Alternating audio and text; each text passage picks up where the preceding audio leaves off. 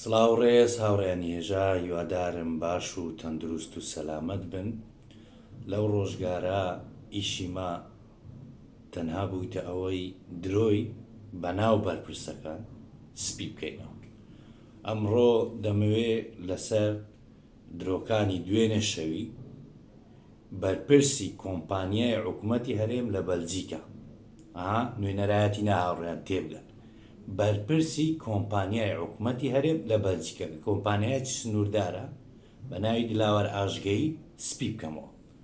ئەوە جار با بەیەکەوە جێ لە درۆیەکانی بگرین، ئەوجێ یەکێکە درۆیەکانتان لە سپی دەکەمەوە. ئازادیەشکی هەیە لە ڕخنەگرتن لە کەناڵەکانی تەلەڤیزیۆن لە سوشال میدیا. ئەم ڕاستی پێ بڵێم ئەمە لە بروکسل نییە. لە بڕۆکسل و وڵاتانی ئەوروپا لەسەر کۆمنت خەڵک دەستگیرەکرێت و زیندانی بکرێت و حکم بدرێت. لە ئەوروپا تۆ ئەگەر نازانم لە کوردستان خەڵک بەسی کراوی لەسەر کۆمێدیانە، بەڵام لە ئەوروپا هاوڕێیان بینیتان دلاوەر ئاژگەیی دەرێ ئەو دیموکراسیەتەی لە کوردستان هەیە لە بەلجیکا نییە. تەبعەن ئەو درۆیەکی شاخدارە. لە کوردستان بە 100 ساڵی دکەش دیموکراسیەت و مافی ئازادی ڕادەربڕی ناگاتە بەلجیکای. چۆن هاوڕێیان دلاوەر ئاژگەیی دەڵێ لە کوردستان کەس لەسەر کۆمێن نەگیرەیە. کاک دلاوەرجیان جێ بدێ، ئەوە پێشتر گۆڕان بوو، ئێستا بوویتە بەرپرسی عەسکەری حیزبەکەینگۆ، برایەکەی لەسەر یەک کۆمنتی خەڵکی کوشتێ، جێ لە کەسوکاری کوژراوەکەی بگرە. ئەو با درۆی یەکەم بیلێت سپیەکە یاخوا بەخێر بێن. وەڵام برایەمە کارمەندی ئاسایش بووە. پێشتر لەسەر کۆمنت و کۆمنتکاری ئەم شتانە سکاڵای تۆمار کردووە لەسەر ئەو کەسانی کە ئەم تۆمەتەیان کردو هەڵساون بە کوشتنیان برای من.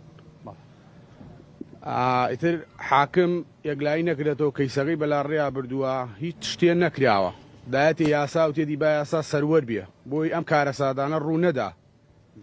ئەم بەرپرسانە چەند بەرپرسێکی پارتین و لە شارەکەیە دیارە و هەموو کەسی ژەزانێت تۆمەتبار چێ بوونە و دەستی چیتیایە. ئێمەش داوا لە یاساقین سەروەر بێ، تۆمەتبارەکان بە زووترین کات بگیرێن. هاوڕێیان ئەوە بینیتە کە سوکاری کەسێکی کوژراو لەسەر یەک کۆمێن کە حیزبەکەی دلاوەر ئاژگەیی کوشتیتی. ئەوە یەک. دوو، هاوڕێیان ئەمە هەمومان دۆسیەی بادینانمان بینی، تێدەگەی لەناو دۆسیەی بادینان زۆریان لەسەر کۆمێن گیرینە. من باسی کەسیان ناکەم، نە باسی شێروان، نە باسی ئاز، نە باسی مامەستا بەدەل، باسی هیچ کەسێکیان ناکەم. باسی یەک نمونەتان لۆ دەکەم کە ئێستا ئازاد بە کوڕێک هەیە، هەڵگیری ڕەگەزنامەی بەریتانیە، ناوی خەڵاتە.